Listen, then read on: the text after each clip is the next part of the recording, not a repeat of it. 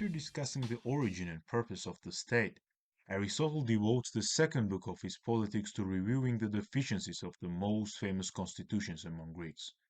First, he starts his inquiry with theoretical or speculative constitutions, constitutions offered by Plato, Philebus, and Hippodamus.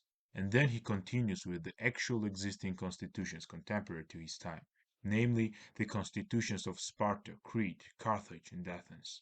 However, here I will restrict myself to Plato's constitutions only, since he, alongside Socrates, besides being the teacher of Aristotle, is the father of political philosophy itself. The first objection Aristotle has towards his teacher's vision of the best state is the following. His constitution is rather too oligarchic, for he obliges the rich by law to hold more power in government than the many who are poor, making it compulsory for the rich to vote and attend assemblies, inflicting fine upon them for shirking off their civic responsibilities, while keeping the same civic responsibilities voluntary for the lower classes. And according to Aristotle, the constitution which leans either towards oligarchy or democracy falls short of being the best, since, as we will see below, for Aristotle neither rich nor poor but the middle class should be granted supremacy in the state, because they are the most moderate in each respect, and thus the most rational. It must be noted that for Aristotle moderation is the highest virtue after prudence. As he puts it in Politics, moderation and the mean are best. This principle is the key to Aristotle's political and ethical philosophy in general. However, the aforementioned critique is aimed at the dialogue laws instead of republic, towards which Aristotle has objections more regarding Plato's unorthodox views about communal ownership of property and wives, rather than issues concerning government per se. Unlike laws where Plato expresses relatively practicable opinions about such matters, in Republic he makes very bold and revolutionary statements. Thus, since in this video we are interested in Aristotle's critique of Plato's communism, we will focus more on the Republic. In his dialogue, The Republic, Plato proposes that in the best state, i.e., Callipolis, three classes prevail. First, of artisans and husbandmen, which correspond to the lowest, the desiring aspect of the human soul. Second, of guardians, warriors, corresponding to the higher, but not the highest, the spirited, passionate aspect of the human soul, i.e., thumos.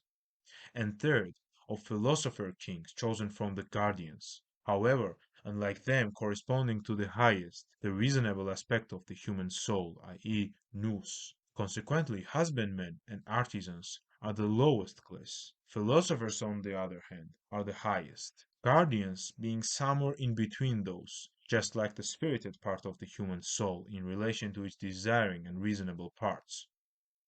Now Plato decides that guardians and philosophers ought to own wives, children, and property collectively.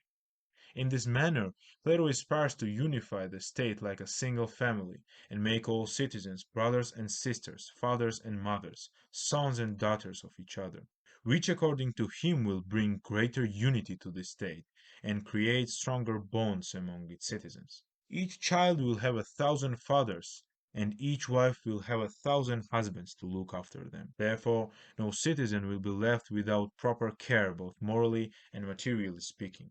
Aristotle undermines all 3 points behind the communal ownership of wives, children, and property raised by Plato. Aristotle argues that having women and children in common is actually counterproductive to Plato's objectives, because by declaring all citizens as a single family, one will rather devaluate the exclusive significance attached to the familial ties. Instead of elevating their relationship to paternal or marital love, it will weaken the special affection the father experiences towards his kin or his wife. As Aristotle himself puts it, in the case of communal ownership of wives and children, love will be watery, and the father will certainly not say, my son, or the son, my father. As a little sweet wine mingled with a great deal of water is imperceptible in the mixture, so in this sort of community the idea of a relationship which is based upon these names will be lost. In other words, communal ownership of wives and children will not bring greater unity. On the contrary, it will weaken already existing bonds among its citizens, namely those persisting between family members, which according to Aristotle is the predicament of the destruction of the state, since families are the founding blocks of the state.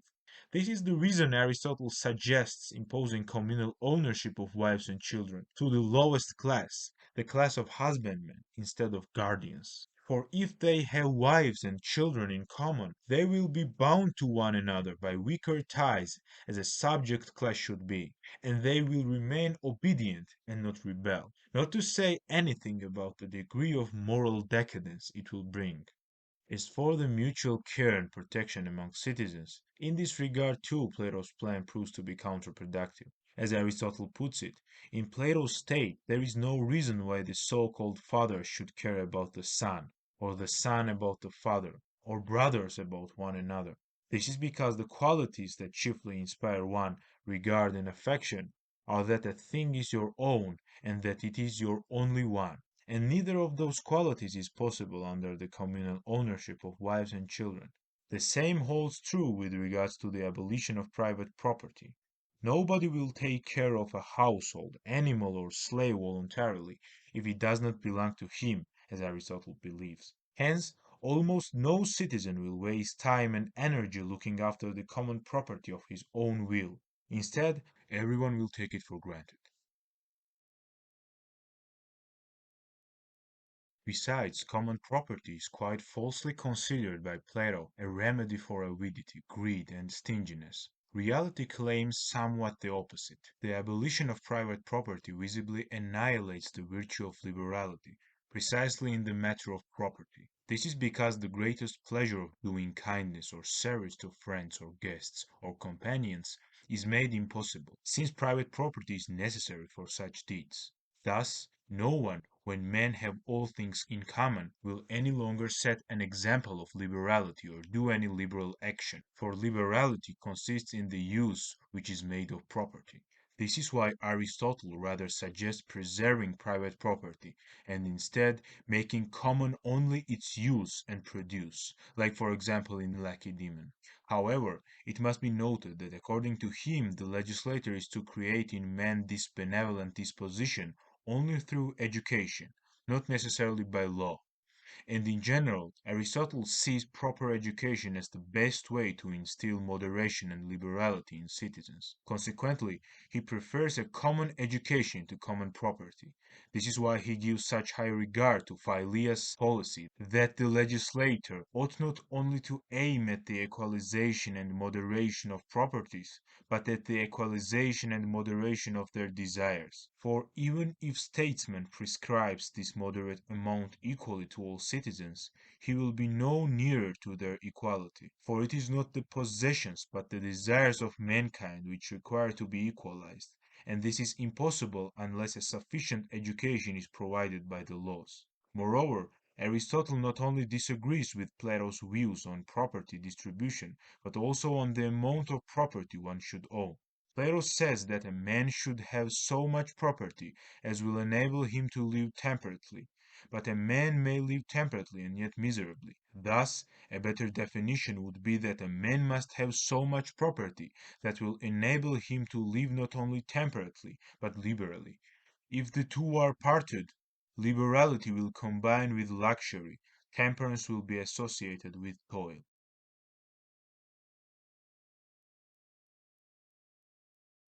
Now to go back to the equalization of property by or in the name of the majority, besides it being self-defeating, it is both unjust and impracticable as Aristotle believes.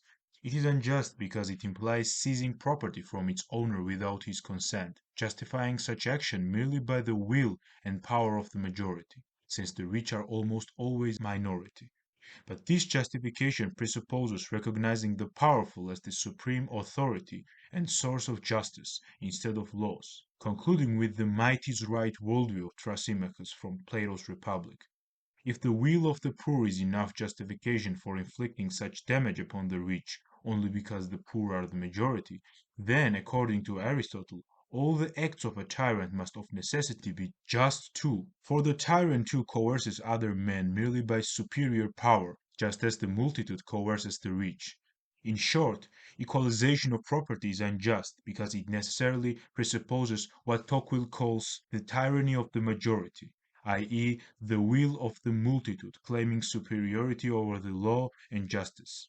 As for the equalization of the property being impracticable, according to Aristotle, the division of property cannot ever be occasional, but must of necessity take the form of a regular custom. For the sake of equality, people will be obliged to divide property over and over until they bring ruin upon their state, since because of their unequal talents, character, and ambition, individuals will always eventually end up with unequal fortune and merit, thus with unequal amounts of property. Sparta is a great example of this. Even though Lycurgus divided Spartan land evenly among its citizens, they still ended up with inequality regarding private property. Besides, as Aristotle puts it, equalizing the property necessarily requires regulation of the number of citizens. The population is to remain limited, and that limit should be fixed by calculating the chances of mortality in children and of sterility in married persons. The neglect of this subject is a never failing cause of poverty among the citizens, which is the parent of revolution and crime. As Aristotle remarks, limiting the population is also the important reason why in some ancient states same-sex relationships were endorsed.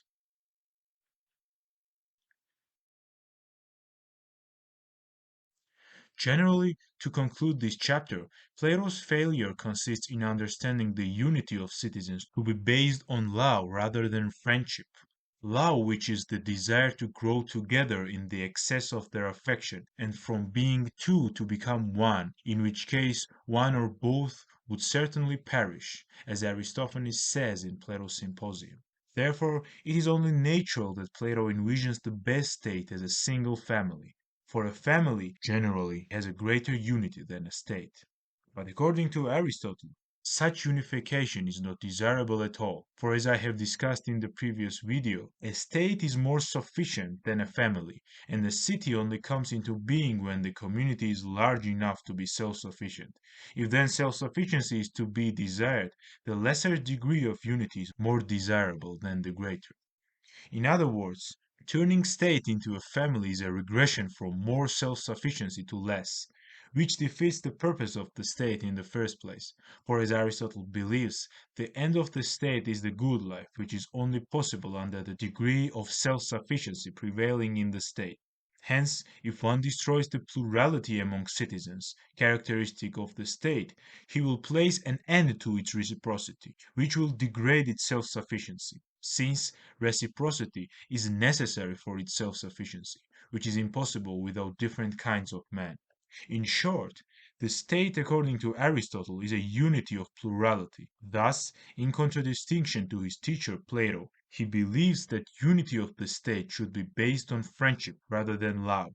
For friendship, while offering unity, care, and protection, nevertheless preserves the individuality of each citizen.